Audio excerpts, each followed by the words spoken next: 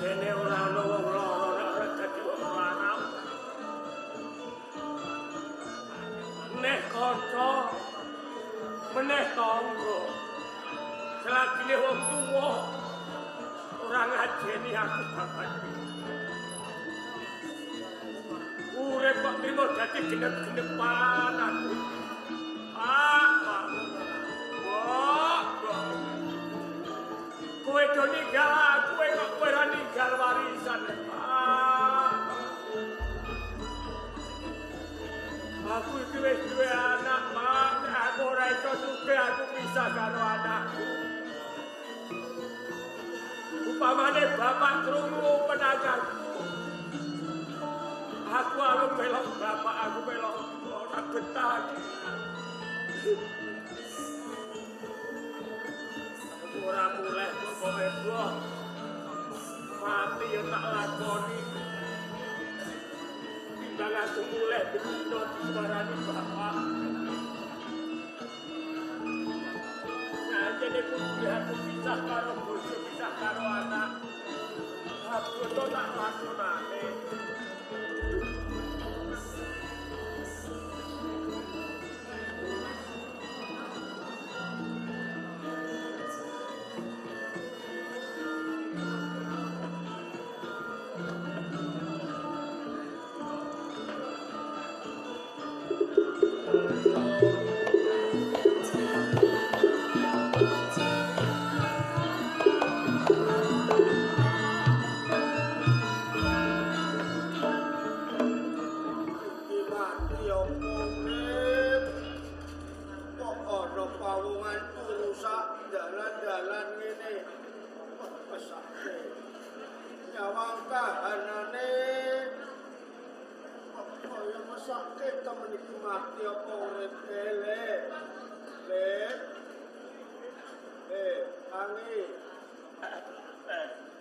Tangi. Meleo. Tangi le.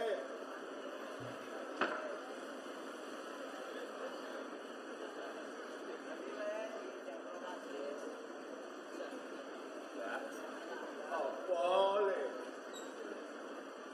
Kula niki ngipi napa nyoto. Teng halas sepine ngeten kok mesti ngerti enten sampean. Sapa sampean iki bangsane lan lembut ya. Ora. Kowe aja wedi. Kowe ora ngimpi. Aku yo menungso lumrah kaya kowe. Jenengmu sapa le? Kula Setyaka, Mbah. Setyaka. Nganti melas temen uripmu. Apa ora duwe papan dunung kok nganti turu sak dalan-dalan kowe. Papan dunung nggih gadah, Mbah. Ning kula niki bingung. Rasane kula niki pun bosen urip, Mbah. Aja ngomong kaya ngono, ora kena.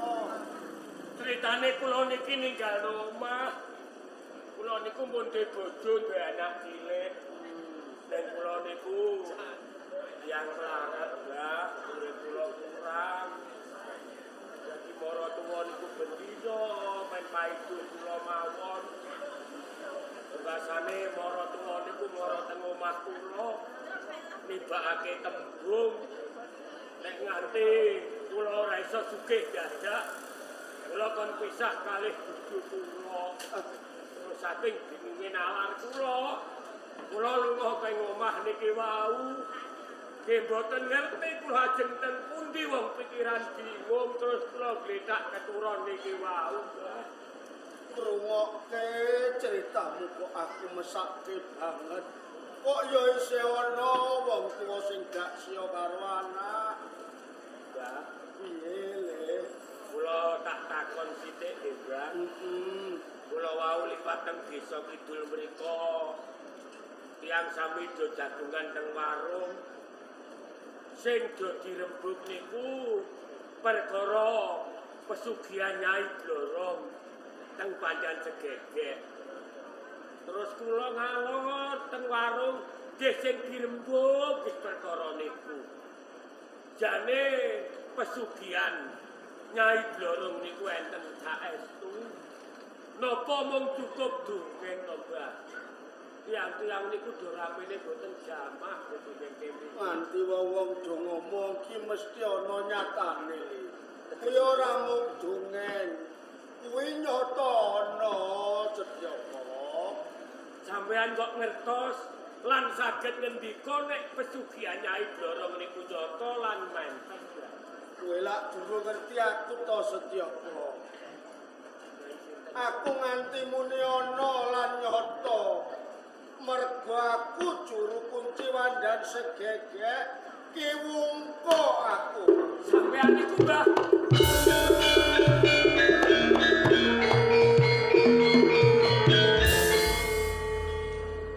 Mbah Wungko sampeyan. Aku kang aran Mbah Wungko le Setyaka. Mbah, Heeh. sampeyan pun mirengaken ngen kula crita to. Jane kula kepengin dadi wong sugih, Mbah. Tenang. Upami kula kepengin muja Kanjeng Ratu Nyai Blorong. Saged napa boten, Mbah? Sadurunge tak wangsuli, aku tak tekon luwih dhisik. Wis kok antepi tenan atimu. Nggih, Mbah. Mengko napa wae aja nganti sambat ya. Boten. Kekarepanmu bakal bisa keturutan mengko tak aturke. Kabeh mengko bloko ning pengarepane Kanjeng Ratu. Menawi ngaten kepareng kula nderek. Ayo. Gawuh kula. Ayo melu aku ayo.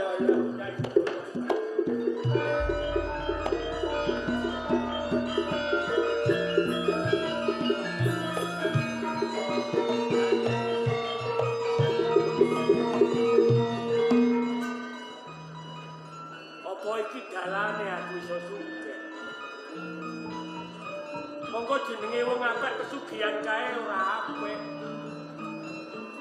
Ning nek ora nganggo cara iki, ora ana critane aku iso sugih ndak. Kok malah bingung. Nek aku ora sugih, srana dalan iki aku pisah karo bojo. Nek aku balik muleh, yo mung selawase kaya ngene. Aku muleh apa sugih? Aku sugih. Apa aku balik muleh?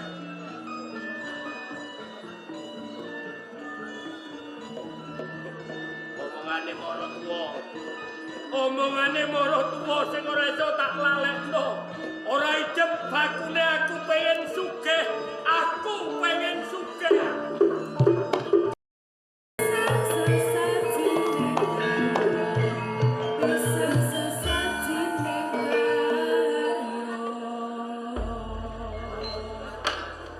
Abdi Wungko ingkang sowan Kanjeng Ratu.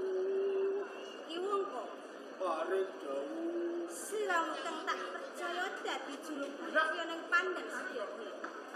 Tanpa tak timbali, wani ngadhep ing pangarepaning Sira. Ana kawigaten apa kuwi? Pangapunten Kanjeng Ratu sonadhong duka ingkang kathah. Ngantos kula wantun minggah jalaran wonten kawigatosan Kanjeng Ratu. Kawigaten apa? Wonten jalma menungsa ingkang badhe ngadhep ngersanipun Kanjeng Ratu Blorong. Yen pancen kaya ngono, larapke pangarepaning Sira saiki uga. Sendika dawuh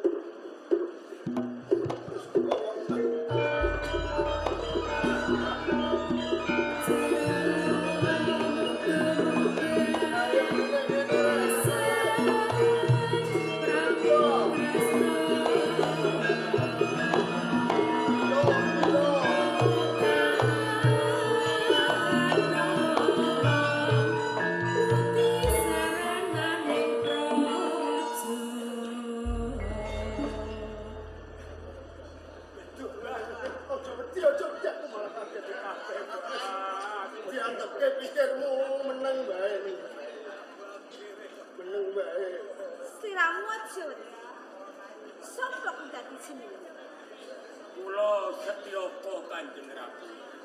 Tumeka ning Kraton Pandan Segegek. Duweni karep apa kowe? Kula kepengin ngabdi dumateng Kanjeng Ratu Nyai Blorong. Kula kepengin muja Kanjeng Ratu Nyai Blorong. Kula kepengin dados tiyang ingkang sugih Kanjeng Ratu. Yen siramu kepengin ngabdi ana ing Pandan Segegek, apa wis madhep lan mantep? Sampun Kanjeng Ratu. Yen kaya ngono, aja nganti ana tembung geton ing burine. Boten Kanjeng Ratu. Setyaka, Paring dawuh. sadurunge siramu tak tampa ngabdi ana ing Pandan Segegek. Yen tak sawang kowe kuwi wong sing keserakat, wong sing ora tau urip kepenak, ora tau urip seneng. Mula ning papan kene, siramu bakal tak seneng-senengke Setyaka. Matur sembah nuwun Kanjeng Ratu Nyai Blorong.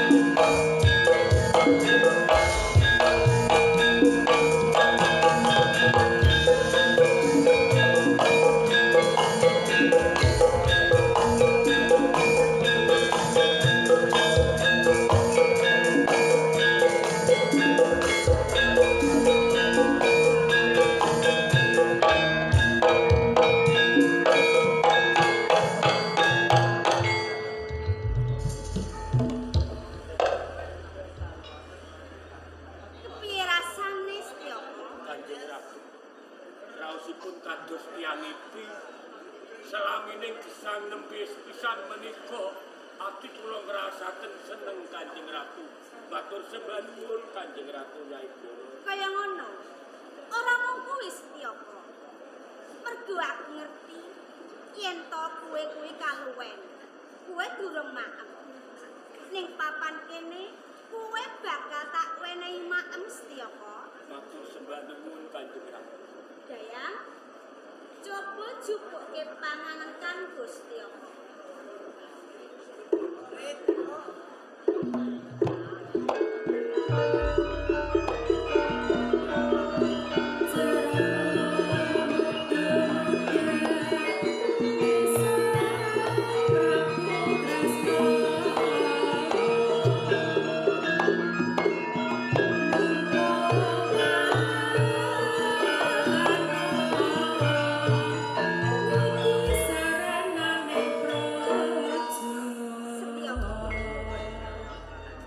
Ing pengarepanmu kuwi panganan entekno aja nganti ana sisa. Matur sembah nuwun Kanjeng Ratu. Wah! Boten Kanjeng Ratu.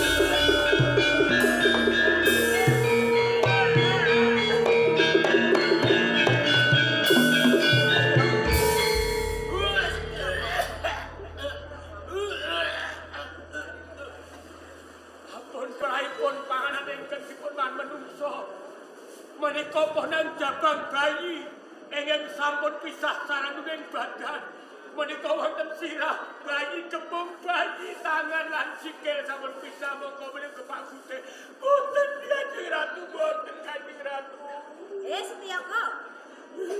Yen kowe ora gelem mangan panganan iki, kowe ora tak tampa ngabdi ning Kraton Pandan Segegek. Lan selawase kowe ora bisa sugih Setyaka. Sae kare kowe gelem mangan panganan iki apa ora?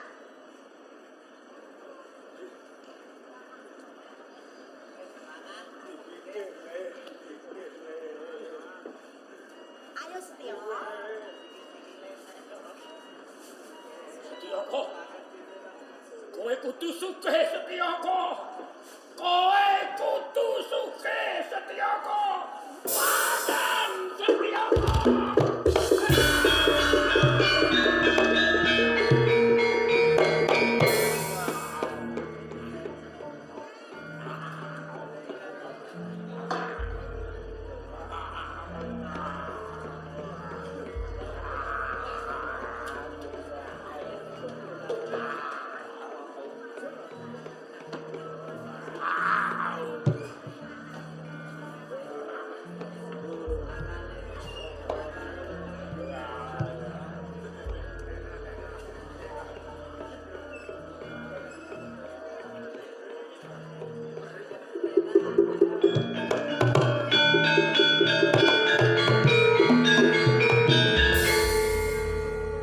Srampung Setyapa. Setyapa. Panjenengan ingsun bakal nuruti apa ngerti karepmu. Nanging cepak ana centong kang kosong. Lan centong kuwi mung kang sira kang entuk mlebu senadyan to kuwi keluargamu. Ora entuk mlebu ing centong kuwi. Centong kuwi weneh ana gentong. Gentong kang anyar. Isen ana banyu lan kembang setangan. Lan tutupi nganggo mori putih. Lan yen malem Jumat Legi, sliramu ngobong dupa. Nyebuta Kanjeng Ratu Blorong ambal kaping 3. Ing kono panjenengan ingsun bakal tumeka ana ing omahmu menehi bondo donya kang sakokeh-okehe Setyapa. Setyapa sendika dawuh Kanjeng Ratu. Kula pasrah samudra samkaipun dumateng Kanjeng Ratu Nyai Blorong. Kepareng nyuwun tambahing pangestu Kanjeng Ratu. Arak gati Setyapa.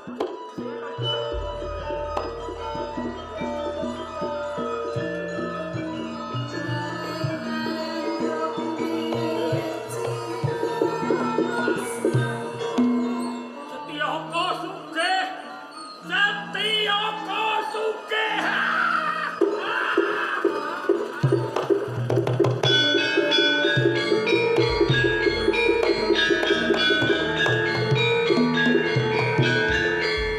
Kanjeng Ratu, Diwungko wondene sampun kula ngatuti jalma menungsa kang nami Setyapa kepareng. Kula nindaki pakaryan dados juru kunci malih. rampungke kewajibanmu ki Wungko. Sendika dawuh